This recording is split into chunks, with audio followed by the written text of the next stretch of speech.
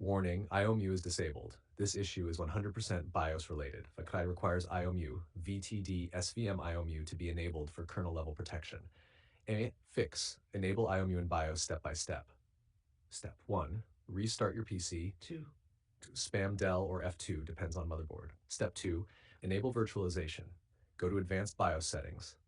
If you have Intel CPU enable, Intel Virtualization Technology, VTD path usually, you can see the code in our conversation history.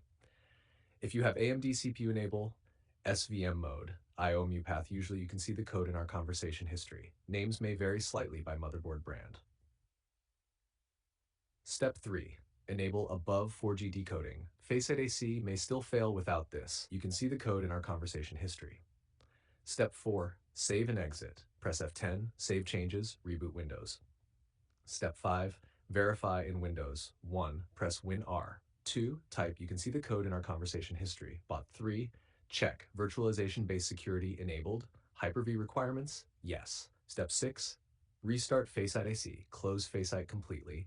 Right-click FACEIT, run as administrator. Launch FACEIT AC again. If it still says IOMMU disabled, try these advanced fixes. Enable Hyper-V required on some systems. You can see the code in our conversation history. Restart PC. Disable conflicting software. Uninstall or disable VirtualBox, VMware, old emulators, cheat engine, memory debuggers. Update BIOS, critical. Older BIOS versions do not expose IOMMU correctly. Update BIOS from your motherboard's official site. #final result. After enabling IOMMU plus virtualization plus above 4G decoding, FACEIT AC will start without errors.